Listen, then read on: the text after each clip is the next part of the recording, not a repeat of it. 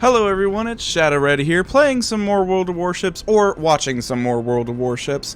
Today we are watching one of the most damages done in World of Warships that I have seen, and it's in the North Carolina, which I am, one, surprised a tier 8 ship that has gotten the most amount of damage possible, and number two, I'm shocked that it was...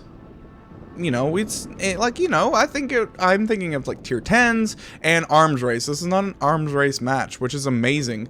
So this is a lot of stuff that we can also learn from too. So I'm gonna try to give you some instant feedback on stuff, but obviously that Attigo is so out of position that it's kind of like a free, easy target. At that time, whenever he did fire the shots, they were a straight line and showing broadside, so that was very nice of them.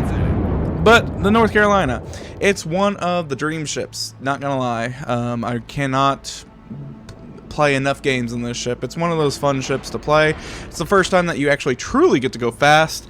The guns are okay. The Iowa, the next tier, is a little bit more accurate with their guns, but the North Carolina still does its job very well, to say. It's just a phenomenal ship all around, and whenever you see how much damage he's done at the end of the game, it's amazing. If you can't tell, we are also on a Russian server, so bear that in mind. So, right at the beginning of the game, it's kind of a little slow. This team is also, I'm gonna hate to say it, but they're also kind of lemon trading, if you can tell by the map. A lot of people are going towards C. You only have 4 ships down towards A, and 1 brave soul is at B, but they are running away very fast. But, shots out on the Imagi. Maybe not, maybe not. Gonna hit anything, we'll see. Let's see. Oh, those are actually looking good. Looking good. Ooh, only 1 penetration, unfortunately. The rest were, very good. But that's what you kind of get with the North Carolina, is it does have some bad dispersion here and there. The Iowa's dispersion is a lot tighter, so that's like the advantage of going up a tier, is just a tighter dispersion. But overall, this is a very good ship. Its armor is very good-ish. Like, it's not going to be stopping everything in the world, but for this ship to be going as fast as it does, and how powerful these guns are, I'll take the armor that it currently has. So, with that being said, not a whole lot goes on at the beginning, but we're starting to see where you're positioning himself. He's making sure that he is not the first target to be spotted and or targeted, which is always very good to see. And now they're also seeing the threats of like the base of A being captured, and so he's making sure to angle appropriately and not expose any broadside, because you do have a big citadel in this ship. That's the kind of like downside for it, but we shall see how this goes. I'm still shocked how much damage there is, and you'll see why in a little bit. A lot of boom headshots type of thing. Alright, so we see the Minotaur. Minotaurs are pretty easy. Not a lot of armor, so obviously that's a good target to hit. Even if they're head-on with you, still not a lot of armor. Only 1 penetration, unfortunately, but it gets better, I promise. But we also have the skill of detection of who's all targeting you, and that sometimes helps, especially for battleship players that are new to the game, just to know, like, alright, I'm being targeted by multiple people at once, and so on and so forth. So it's always good to keep your eye on that, but I feel like you don't need that skill after a while. Once you play this game enough, you should relatively know, oh yeah, I'm in a lot of trouble if I've dove too far deep, type of thing. So the Alabama has popped up. Let's see if we fire any shots off. And he is targeted by someone, which I'm assuming might be the Alabama. Nope, the Alabama's got its guns forward a different way. Ah, there it is. It's the Fletcher. The Fletcher popped up for 2 seconds. It was smart. It fired some shots and then got behind cover, hoping to start a fire, but it did not. That is a good play right there, just as an FYI. For any of those destroyers captains out there, don't fire unless you have like cover to hide behind or something like that, because you'll get spotted and then everybody turns on you. So it was a very good play by the Fletcher just to do that move right there. All right, Mr. Imagi. You are showing broadside to us, and you are on fire. Let's see if we can get a headshot. Once again, the shots out far are where you're going to struggle the most. It's going to be medium to close range where this ship does very well because it's more accurate.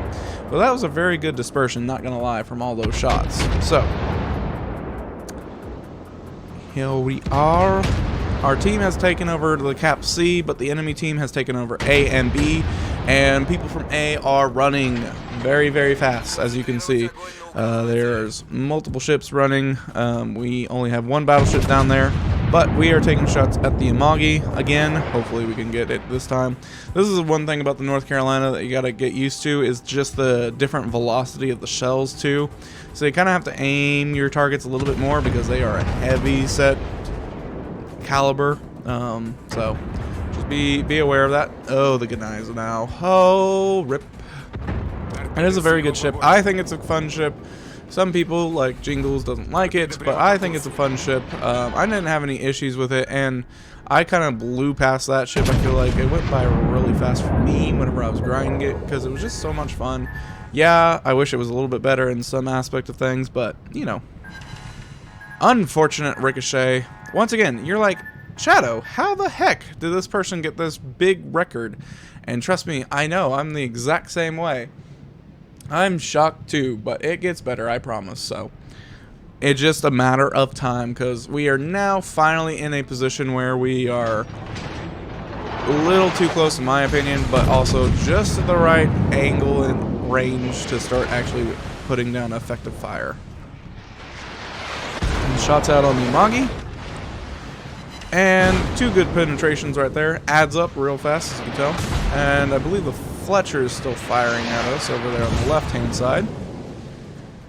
But right now, the only target that's really what we could shoot at real fast is the Amagi. It's the only one spotted. The Gneiss does pop up one more time, but it's easier to take out the Amagi because, 1, they're just less firepower shooting back at you, and 2, nobody else is shooting at you right now besides the Amagi. And the Fletcher sometimes, every once in a while. Shots out on the Amagi. Got 1 hit, unlucky. The Amagi lives with only 600 health. What are we going to do? Alrighty. Well then, let us focus on the Gneisenauer then, maybe? Nah, we give up on that. Which is, I will admit, this team was very weird because they captured C, they abandoned A, and they all went to B, which they could have easily gotten in a crossfire, but they got lucky that they didn't get in too bad of a crossfire. Yes, you could see the shots every once in a while here and there becoming a crossfire, especially like with that Fletcher. But the team is now trying to cap B, but as you can tell, there is a Yugamo and a Fletcher. I don't know if they're both in that caps or in the screen, smoke screen over there, but at least one of them is, and there's the Yugamo. Also, the North Carolina does have sometimes good secondaries, but I don't know why they're not going off right now. But the Yugamo is dead. Alrighty, we've got an all sack up there, showing a lot of broadside, very bold. Shots out on the all sack. And he's getting unlucky, but I promise you, it's kind of shocking how much damage the ship does. It's very, very entertaining, that's for sure. We still have the Alabama over there to our right, and this is where they could have, like, this player could have gotten in trouble with being in a crossfire if that Alsac did not go down. It's just you're exposing your broadside to 2 different sides at once, and that could have been an issue, but we got lucky on that one. So now we have finally captured B. We are up 620 points to 405. Of course, as soon as I say that, the tickets change, but it is still going very well overall, no matter what. I'm surprised there is a cruiser to his left. There it is, the Baltimore, but we're not focusing on it because of the island that is in the way. Kind of makes sense, but also at the same time, you could potentially delete that ship, which we are now seeing the guns come rotating around and did not fire. Interesting. It's because we know the Alabama is hiding around that island right over there. And to be honest with you, the Alabama got unlucky. Should have been able to clap us and give us a citadel, but we were managed to be getting away with that. There's the Alabama still. He's now floating in open water. We got our rear turrets fired out on him. And that's the anticipation right there of no notification of anything. It's kind of a sad day, right? But it is not an arms race, so it's pretty still entertaining nonetheless. I do like the new game mode of arms race. It gives you something more to fight for, except it's not an epic center, so thank goodness it's not epic center. Glad that's gone.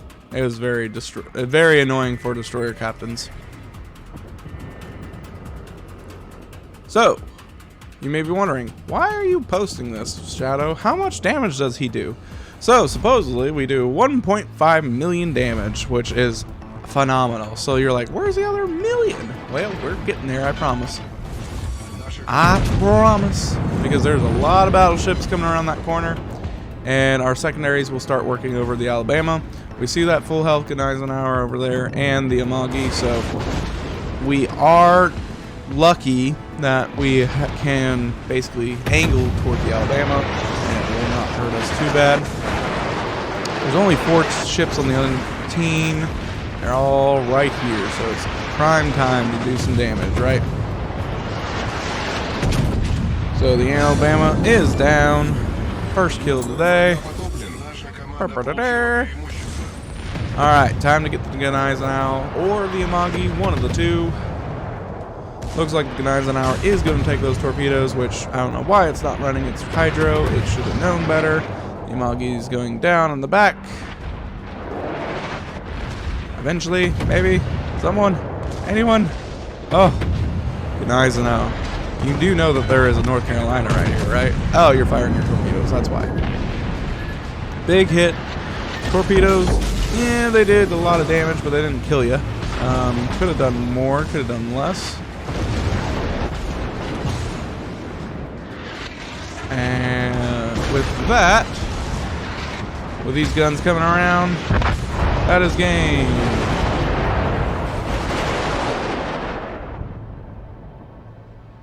Pretty much, it's game. There is one more destroyer living out there. They probably won't capture it because or shoot it down because the game is over. Hopefully you guys enjoyed that. Let me know in the comment section, and thanks. Bye-bye.